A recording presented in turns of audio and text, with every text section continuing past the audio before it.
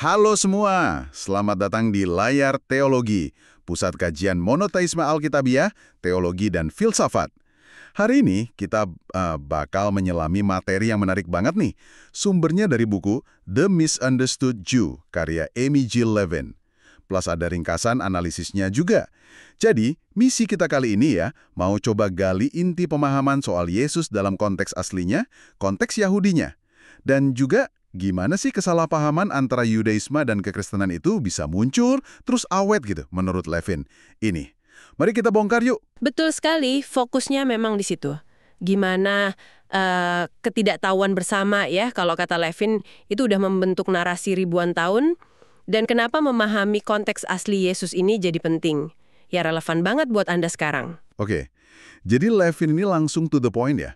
Dia bilang, akar masalahnya, permusuhan antara Yudaisme dan Kristen itu, seringnya ya karena nggak tahu satu sama lain. Kaget juga sih dengarnya. Iya, ketidaktahuan yang mengejutkan katanya.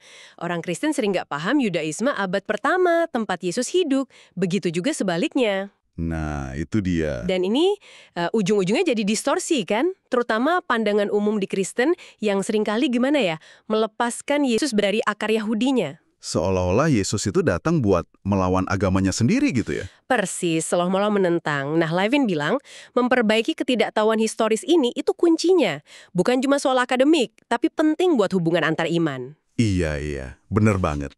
Nah, Levin ini kan penekankan banget ya, realitas historisnya. Yesus itu ya hidup sebagai orang Yahudi abad pertama. Contohnya ada kan ya, soal kashrut itu misalnya, aturan makan Yahudi. Betul, dia menjalankan kashrut. Ya, nggak makan babi misalnya. Ini ada bukti arkeologisnya juga loh. Di Galilea, waktu itu jarang ada tulang babi. Terus dia juga merayakan Sabat, menghormati Sabat. Tapi kan sering ada gambaran Yesus itu kayak melanggar Sabat. Gimana tuh? Nah, ini poin penting. Cara Yesus memandang bagaimana Sabat dijalankan, itu mungkin beda dengan kelompok Yahudi lain. Kelihatan kan di perdebatan soal penyembuhan di hari Sabat, tapi ini justru nunjukin, ada keragaman pemikiran di dalam Yudaisme itu sendiri. Oh, jadi bukan berarti dia nolak Sabat secara keseluruhan ya? Bukan penolakan total.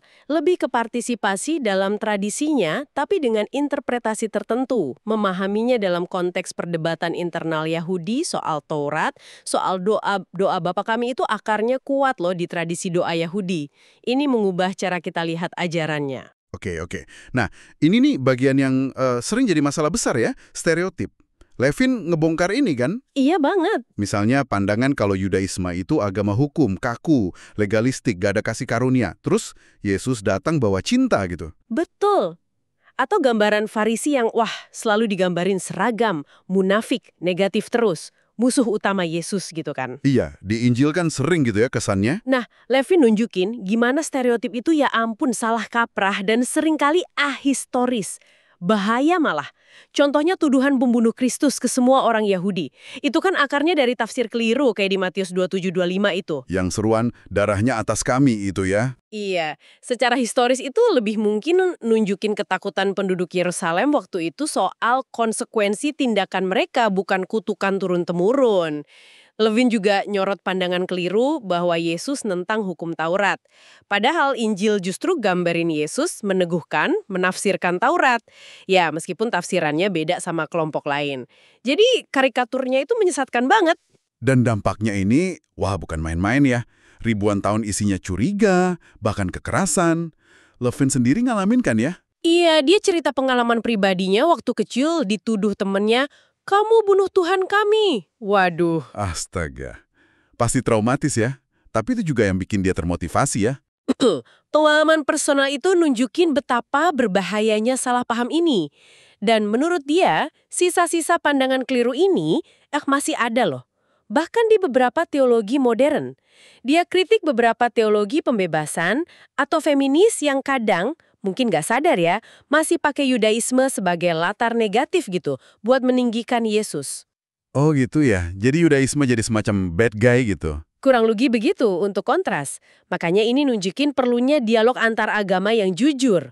Yang dasarnya pemahaman sejarah yang benar, bukan karikatur warisan. Jadi kesimpulannya gimana nih buat kita?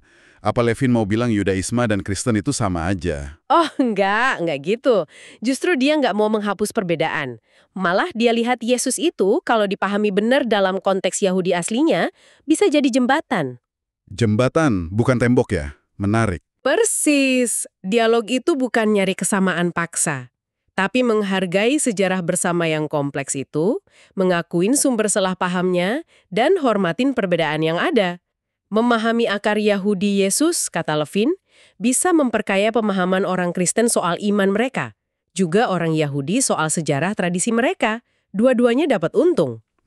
Ya juga ya. Jadi intinya menempatkan Yesus kembali ke rumahnya, Yudaisme abad pertama, itu membuka cara pandang baru, menantang stereotip lama yang ternyata sering gak akurat dan bahaya. Ini bukan cuma soal sejarah kuno, tapi relevan banget buat gimana kita berhubungan antar iman sekarang. Deisme dan kekristenan ini, termasuk pemahaman yang lebih akurat soal Yesus sebagai orang Yahudi, itu lebih dipahami secara luas. Kira-kira gimana ya dampaknya ke cara komunitas-komunitas agama yang beda ini saling melihat, saling berinteraksi, nggak cuma hari ini, tapi ke depan juga. Terima kasih saudara-saudara, sampai jumpa di video dan live streaming berikutnya. Tuhan Yesus memberkati kita semua.